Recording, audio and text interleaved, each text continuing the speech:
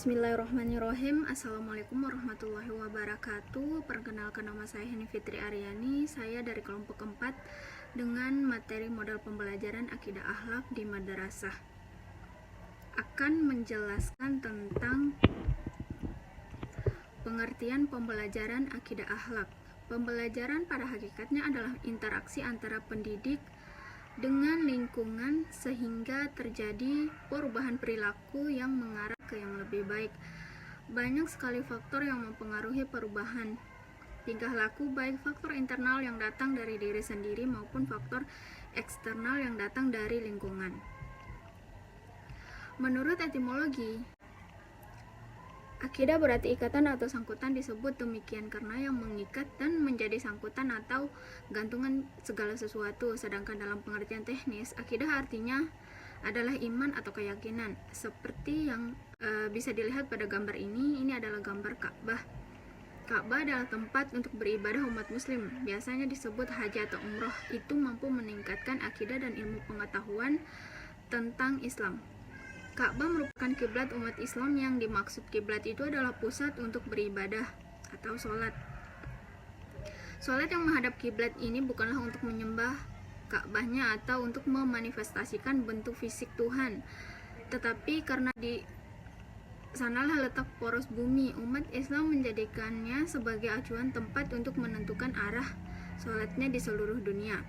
Yang bagian B adalah model-model pembelajaran akidah akhlak. Yang pertama, model ceramah. Dalam kehidupan sehari-hari di sekolah, model ceramah yang paling populer di kalangan para pendidik sebelum model lain yang dipakai untuk mengajar. Model ceramah yang paling dulu digunakan hanya bagian menggunakan model ceramah yang efektif dan efisien. Yang kedua, model tanya-jawab. Model tanya-jawab yaitu cara penyajian pelajaran dalam proses belajar mengajar melalui interaksi dua arah atau dari pendidik bertanya kepada peserta didik atau sebaliknya peserta didik bertanya kepada pendidik agar diperoleh jawaban atau kepastian materi melalui jawaban lisan pendidik atau peserta didik. Dalam model tanya jawab, pendidik dan peserta didik sama-sama aktif. Model tanya jawab ialah suatu cara penyajian bahan pelajaran melalui bentuk pertanyaan yang perlu dijawab oleh anak didik.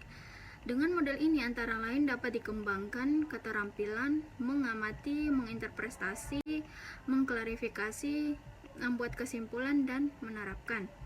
Yang ketiga, model diskusi. Model diskusi dalam belajar adalah suatu cara penyajian atau penyampaian bahan pelajaran di mana guru memberikan kesempatan kepada siswa atau kelompok-kelompok siswa yang mengadakan pembicaraan ilmiah guna mengumpulkan pendapat, membuat kesimpulan, atau menyusun berbagai alternatif pemecahan atas suatu masalah. Yang keempat adalah model penugasan. Model penugasan atau pemberian tugas adalah cara dalam proses belajar mengajar dengan jalan memberi tugas kepada siswa.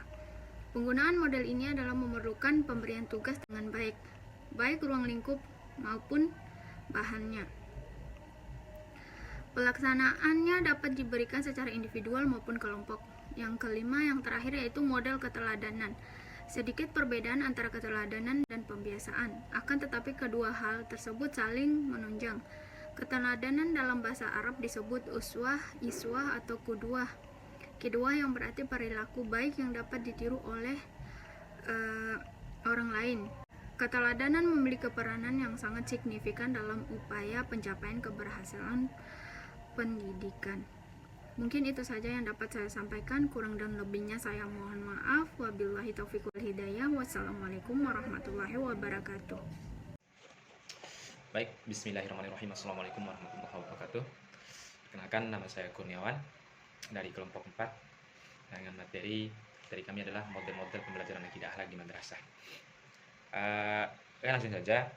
Sini saya akan membahas keterkaitan alat peraga dengan materi model-model pembelajaran akidah akhlak, di mana alat peraganya itu gambar Nabi Isa dan gambar orang sholat tepat waktu. Itu yang akan saya jelaskan. Kita akan membahas keterkaitan materi model pembelajaran akidah ini dengan alat peraga tadi. Namun sebelum langsung membahas keterkaitannya, sedikit saya ingin menjelaskan mengenai pembelajaran akidah akhlak. Pembelajaran pembelajaran adalah interaksi antara pendidik dengan peserta didik dengan upaya untuk merubah, baik itu merubah tingkah laku, perilaku, tingkah laku, maupun pemahamannya terhadap materi yang disampaikan oleh pendidik. Itu pembelajaran. Lalu akidah. Tentu semuanya sudah mengetahui akidah itu adalah iman. Iman, keyakinan. Itu adalah akidah. Akidah Islam. Lalu akidah Islam itu sangat sentral dan fundamental bagi orang-orang muslim. Ini selalu dikaitkan dengan rukun Islam, rukun iman, selalu dijadikan asas ataupun titik tolak ukur bagi orang muslim dalam menjalankan kegiatannya. Lanjut, persoalan akidah sama halnya dengan kita meyakini Nabi Isa. Kita meyakini Nabi Isa alaihissalam adalah sebagai utusan Allah yang menjadi nabi sebelum diutusnya Nabi Muhammad SAW. Lalu bagaimana sih Nabi Isa itu? Nabi Isa sama halnya dengan nabi-nabi sebelumnya, nabi-nabi yang diutus sebelumnya. Banyak hal-hal yang jika dipahami dengan rasional, dengan logika manusia itu tidak akan sampai pada titik tersebut. Jadi banyak hal-hal janggal yang tidak mampu dipahami oleh akal dan pikiran, tapi bisa diyakini dengan akidah, dengan kepercayaan. Misalnya Nabi Isa itu lahir tanpa adanya hubungan perkawinan. Secara rasional, secara logika itu tidak mungkin. Tidak mungkin, secara biologis itu mungkin tidak ada ilmu yang bisa menjelaskannya. Tapi sebagai orang yang berakidah, orang yang berkeyakinan, orang muslim seperti kita meyakini bahwa itu adalah nyata. Itu adalah akibat dari takdir Allah, ketentuan Allah yang mentakdirkan bahwa Nabi Isa itu lahir tanpa seorang ayah. Itu adalah bentuk dari akidah, yakini bahwa Nabi Isa itu lahir tanpa seorang ayah. Lalu kemudian banyak mukjizat yang lain yang sukar untuk dipahami, tapi selalu kita yakini bentuk dari akidah kita. Misalnya mukjizatnya bisa berbicara ketika bayi, gitu. Lalu menghidupkan orang mati, itu bagian dari mukjizat. Sulit dipahami, sulit dijelaskan dengan rasional lokal, tapi kita memahami, tapi kita mempercayainya, kan itu adalah bentuk dari akidah dalam hati, gitu. Kemudian orang-orang yang berakidah, yang berkeyakinan, itu mempercayai bahwa Nabi Isa itu bukan Tuhan, seperti yang diyakini, seperti yang dikabarkan oleh orang-orang Yahudi, orang Kristiani, Kristen itu. Orang-orang berakidah itu percaya bahwa Nabi Isa itu adalah Nabi utusan Allah, bukan Tuhan, gitu. Lalu kemudian orang-orang berakidah juga meyakini bahwa Nabi Isa itu belum mati, tapi diangkat ke langit, kemudian akan turun di masa depan sebagai tanda akhir zaman, sebagai tanda kiamat, gitu. Itu wajib semuanya kita yakini, dan memang harus kita yakini karena memang begitu adanya. Itu adalah orang-orang yang berakidah, itu adalah pembelajaran akidah. Lanjut ke pembelajaran akidah akhlak. Pembelajaran akidah akhlak adalah upaya sadar dan terencana dalam menyiapkan peserta didik untuk mengimani Allah Subhanahu wa taala. Akidah akhlak adalah upaya terencana bagaimana sih mengimani Allah Subhanahu wa taala itu. Itu adalah akidah akhlak dan harus direalisasikan dengan bentuk akhlak yang mulia dalam kehidupan sehari-hari. Akhlak merupakan sesuatu yang sangat penting. Terbukti dengan salah satu misi yang diemban oleh Rasulullah SAW. Diutusnya Rasulullah itu dengan misi menyempurnakan akhlak manusia, akhlak umatnya, memperbaiki akhlak-akhlak yang tercela pada masa itu. Lalu bagaimana sih keterkaitan akhlak dengan sholat?